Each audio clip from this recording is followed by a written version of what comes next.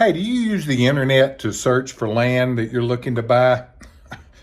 Of course you do. If you're watching this video on YouTube or any other platform that we happen to have it posted on, I know that you use the internet. It's kind of a rhetorical question to lead into this topic: how to get better results from your online searches for real estate. Number one, chances are, if you look for land online, you have been to some of the sites that are part of a bigger land network, and you've found a lot of properties. And I want to encourage you, step number one, make sure that that property is still on the market. Just because you found it on a land website does not mean that property is still for sale. So much of that data is not deleted. It's not updated as thoroughly as we would like it to be. And so many properties that we sold years ago are still on some of these land websites. What you got to look for is right under the heading of that property, there will be a dot, a red dot that says off market. If you see that, that property is no longer listed. Now, it sold probably, if it's one of ours, sold years ago. Most properties that you see on these third-party subscriber sites that say off market, they've already sold or they've just been pulled off the market. It's not listed any longer. And that little red dot with those words off market is a big indicator. If you see that, don't call the listing agent and ask for information on that property. They're not going to have it. It's not current. They could go dig up a file and tell you something about it, but it's the same information you could get yourself, because whoever bought that property, it's public record. So if you're still interested in a property that you see online that says off market, hey, that's great. But you contact the owner yourself. It's public record. Make the phone call to the tax assessor, get the information, get an address, write them a letter, use some online research and figure out a phone number. But you reach out to them and talk to the owner, and maybe you can make a deal on some off the market property, but it's not our deal to help you make. You go do that. If it's off the market, fair game, go knock yourself out. Chase it down, do what you can do. If, however, you find something online, whether it's our website, another land company's website, or a subscriber site, and it's listed and you have some interest in it, here's what I encourage you to do. Take 90 seconds and read all of the information. Read all of the information. It's not much of it. It takes you a minute to read it. Click through the pictures. Look at the mapping. Look at any other attachments. Sometimes there's some extra data there that they'll upload as a PDF. Soil reports, timber cruises, zoning information, any number of things could be there. Click on that, review it, understand it, make sure that you're getting all the information available on this particular listing, and then do the third thing. Reach out to the agent.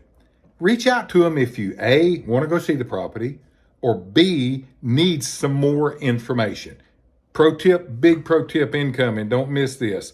Do not just click the button there that most websites have that says email agent or email for more information. Do not just click that and say, hey, send me some more information. What information are we going to send you? We just put it all in there. All the listing info, all the mapping, all the photos, all the other stuff.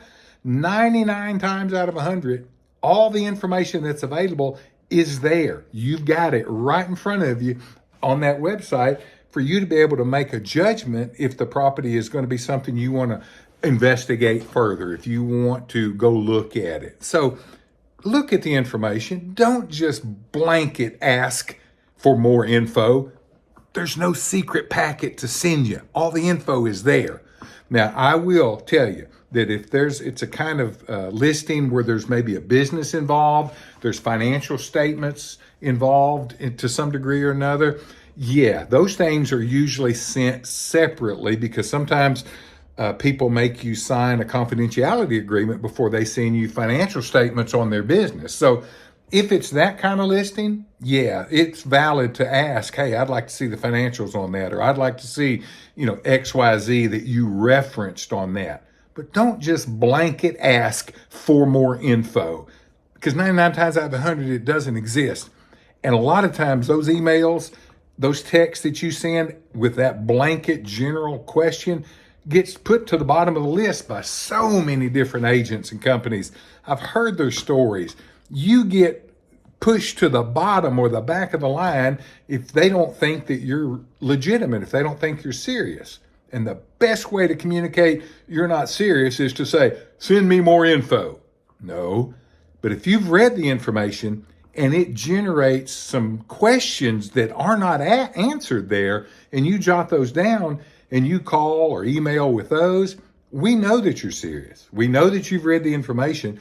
We know that you're truly wanting to know if this property will work for you.